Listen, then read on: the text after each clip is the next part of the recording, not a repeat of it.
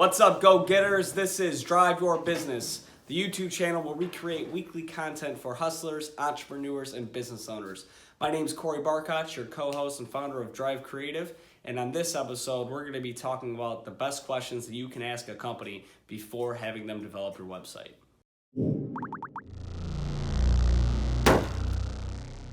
So we know that having your website developed can seem like a big, daunting task, and it can be a big investment. It's the first thing that your customers are going to see when they discover your brand a lot of the time. So it's important that your website is built professionally and in a manner that's going to best represent your brand to those customers. When working with a web design company, or maybe you're doing it internally with a team, or you've got a freelancer doing it or something like that, it is important to ask these several questions before you decide to choose them. Now, when you're having your website built, it's important to ask the question, what other services can you provide me? And this is important because depending on your needs, this may determine if this is the right company for you.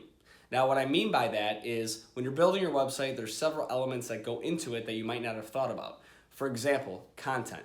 Content writing, taking pictures, shooting video, these are all parts of your website that are going to be very important when talking about speaking your brand message and getting engagement on the website.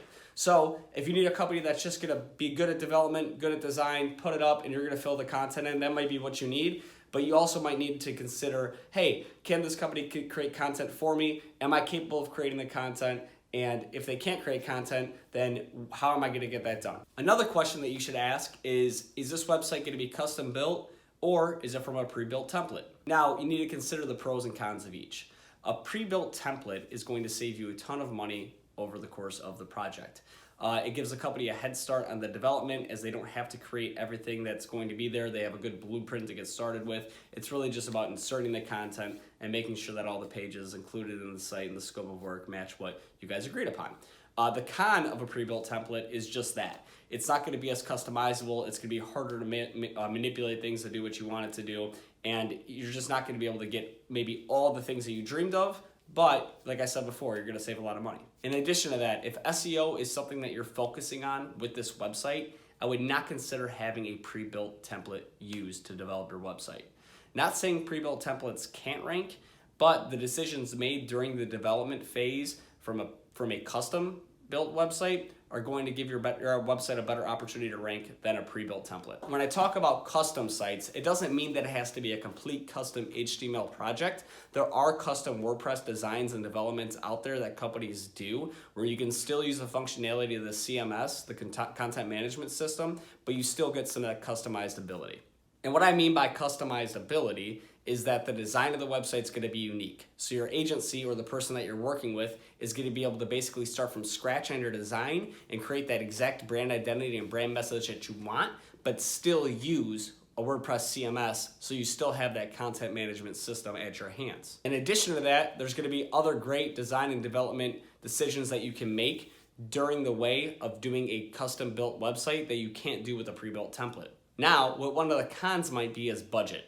Obviously, anything in the world basically that's custom built is going to cost more money up front to create than something that's from a pre-canned solution.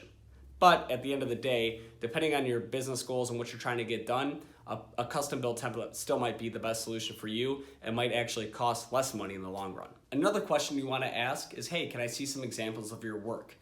Taking a look at brands that this person or this company has worked with previously is obviously going to give you a good handle on, hey, this is kind of their style and creative. This is the level of professionalism that I can expect. You can look at the site speed, look at different things like that. Look at the content. If they created the content, make sure that it looks good. Make sure that it's something that you believe is effective. And just look at what they've done in the past, and then that gives you an idea of what you can expect from them for you moving forward. You might want to take a look to see if they have any case studies. A case study should outline how they help that business achieve their business goal. Now, most businesses, when they're building a website, obviously have a goal in mind. They didn't just wake up one day and said, hey, I want a new website. This was a process of decisions that they made internally to say, hey, either we're a new brand and we need a website to have a presence, maybe we're an old brand that needs to update our web presence, or maybe we're an e-commerce company that just wants to increase their sales and we believe that we need a new website in order to do so. So with that being said, the company that you're interviewing should have created case studies around this to showcase how they helped achieve these business goals. Now, these case studies don't have to be elaborate or anything. A lot of companies that do website design and development are so busy working on their clients' work that they don't have a lot of time to work on their own work, and that's okay. But they should be able to articulate, this is how we helped company ABC achieve X results over X amount of time. Take a look at this case study and decide, hey, does this match up with my goals? Has this company done things for other companies that I want done for my company? Another question you want to ask is, how long will it take to build my website? Most websites take around 12 to 16 weeks to complete, depending on the process. Some companies are built to do that a lot quicker. Some companies and builds it takes longer. But on average, any company should take about 12 to 16 weeks to build your website. Now, the 12 to 16 week timeline, there's probably about 20% variance on each side, depending on approvals, content creation, those kinds of things. But in general, the reason that you want to get this timeline nailed down is to just keep everybody on track and make sure that the website gets done in a timely fashion. The last thing you want is a web project that takes 12 months to complete. And we've seen a lot of that happen in our industry. Another great question to ask is, what do you need from me to get started? The company you're working with will probably have a laundry list of things that they need from you.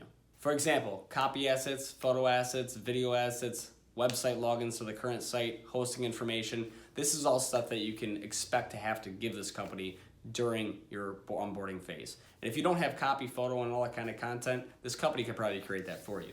Also, any company that's creating your content should take you through some sort of discovery phase. And this discovery phase is going to include a set of questions that's going to help them better understand who you are and what makes you different from your competition. Another great question to ask is how much experience you actually have in my industry. Now, that's not to say that this company can't build your website if they don't have experience in this industry, but if they do have a lot of experience in your industry, then obviously they're going to have a better chance of nailing your site first time around versus having to make a lot of edits. For example, if this company specializes in doing manufacturing websites, it's probably a good idea to hire them if you have a manufacturing company. The same could be said for e-commerce. E-commerce is a super specialized way of building websites. And if this company doesn't have any experience in e-commerce, then you probably don't want to hire them. Now, here's a question that nobody likes asking and nobody really wants to answer. People get weird when talking about money. How much is this site going to cost me? Now, pricing changes a lot throughout the industry based on the company that you're working with. Some companies charge just an hourly flat rate. Some companies charge a project rate. Other companies might charge you a monthly fee to keep the site going. There's a lot of different pricing models in this industry. I would specifically ask, is this a flat rate or is this an hourly rate project? Now, most companies will try to give you a ballpark, hey, this website's going to cost X and our hourly rate is this, and they create a scope of work around that, and as long as that scope of work is met, then they will match that base fee that they've already established. Anything outside of that will be charged at that hourly rate. And that's normal, that's what you should expect. Let's say the scope of the project changes midstream, okay?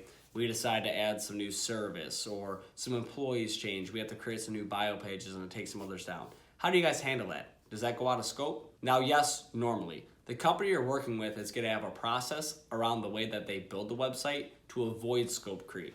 And if you go outside of that process, then you're probably going to end up getting some of this scope creep and might have to pay a little bit more money.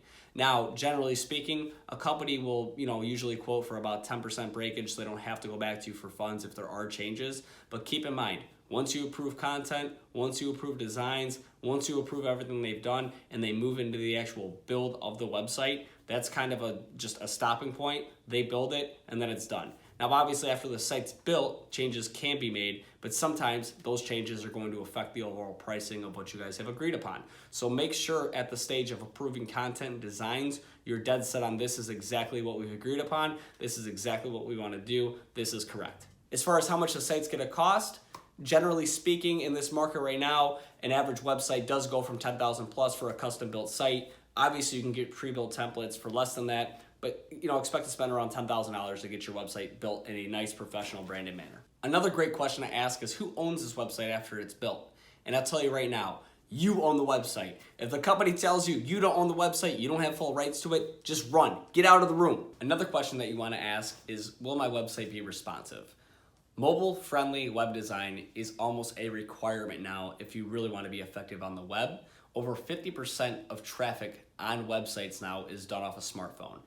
I don't care if you're a manufacturing company. I don't care if you're a company that thinks that nobody will ever go on their cell phone to look at you. The fact is, people are going on their cell phone to search you on Google because it's in the palm of their hand. They're spending more time on this device than anything, so the site that you're building needs to work on mobile, period. And that's not just my opinion. Ask Google. they've literally quoted that mobile responsive design is one of the key indicators in your site being moved up in search, period. And Google doesn't disclose a lot of that information publicly like that. They obviously have Webmaster Tools, which gives you suggestions on what to do, but they are adamant about the fact that you need to have a mobile responsive website no matter what. Speaking of SEO, do you build websites with SEO best practices in mind? Now, not every company is going to be adamant about SEO. Some companies just want a nice branded presence where people can land on their site from a direct link and check them out and look at what they do. A smaller business like that, right? And that's okay. But if you're looking for search, if you're looking for high traffic, not only should this company be following best SEO practices, but they should be treated as your partner moving forward after the site is built to really get that full effective rank. Remember, it can take up to a year to start ranking for the keyword terms effectively that you want to rank for, depending on the industry you're in. SEO is a really, really competitive space with a lot of people working on how to rank better on Google, as it can be so lucrative for some businesses. So this company or this person that you're hiring, if you're looking for an SEO site, should not only be able to build your site with best practices, but be able to help you on an ongoing basis in creating a strategy around getting more traffic to your website. Another question you want to ask, are you going to use a CMS? Do you have a content management system you're going to use on my website? A content management system is something that most companies are after nowadays. They want to have on their site, whether it's WordPress or a different solution. But a content management system gives you the ability to change content on your site without having to hire a developer every time you want something tweaked. Now, in the past, when you built a website and had a developer, you almost had to have that person with you for life because they were the only ones who could edit that content, unless you had some kind of wizardry and you were just a business owner who can do everything and you know how to code and do HTML. Now, you can have a developer build you a professional website with a CMS backbone, and you can have your staff add blogs, change content, and do these tasks that used to be very difficult and technical to do in a timely, reasonable fashion. Make sure you talk about this web company about potentially training you in a small series of how to use their CMS, potentially shoot some videos for you on screen, maybe create some YouTube videos to show you how to manage and navigate and use your website. It's not the easiest thing to do in the world, but if you're shown how to do it, it actually is pretty simple. Once you launch my website, are you gonna maintain it or is it just good to go forever? The fact is that after a website's launched, there's still maintenance that needs to be done. And if you don't do this maintenance, you could be at risk of certain things on your website breaking or potential hackers. For example, with the WordPress content management system, WordPress is a very good system to use to build websites, but at the end of the day, it's also the most highly targeted website out there for hackers. The reason for that is because it's the most popular, right? So just like Visa in the credit card game, which is the most popular credit card that people use, it's also the most highly hacked because people are looking to hack that credit card information as it's the most widely used. So no, there's nothing different from WordPress. There's actually a community of hackers that are hacking WordPress sites. Sometimes it's for no reason. But the reason I'm telling you this is that if you keep up to date with each version of WordPress, every time they do an update, your chances of being hacked are significantly less, because what they're doing in each update is looking at the way that hackers are breaking into their system and changing that so that hackers are always one step behind WordPress. Now, this isn't to scare you and stuff, and this maintenance could be as low as $250, $300 per quarter, right? It's not a huge investment, and you don't have to do it, but I highly suggest if you're having your website built that you at least have somebody in there every 2, 3, 4 months looking at the back end, making sure that links aren't breaking, and keeping your site less susceptible from being hacked. Now, another thing that you should ask is, can you attach my website to Google Analytics?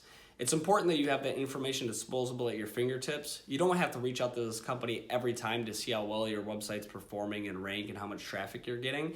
You should be able to have access to your Google Analytics, and you want that to be done at launch. Now, Google Analytics might not be something that you need to obsess about. There's a lot of information online. You can actually take Google's courses on how to become analytics certified if you're that interested in it. But at a baseline, you do want to have access to your analytics in case you're doing marketing in the future. It's a really, really good way to track the effectiveness of the campaigns that you're running and figure out who's landing on my site, how long are they staying, and using that data to figure out what changes do we need to make to the site moving forward to make it more effective and reach our goals. Thanks, guys. That's it for the video. I hope this helped you if you're looking to have your website built and to ask the right questions, to get the right partner to build this website. Very intimate process. You want to make sure that you have a company that's the right fit for you. As always, we've got links in the bio below on how to contact us direct. Feel free to reach out and comment below as well. If we didn't go over some questions that you want answered, we'll personally go in and answer those as soon as we can. Please remember to subscribe and like this video. It helps us get more reach and reach more people that are trying to learn about marketing. We've also got these other videos that are similar to this if you want to continue watching. As always, I appreciate you, and I'll talk to you guys next time. Thanks.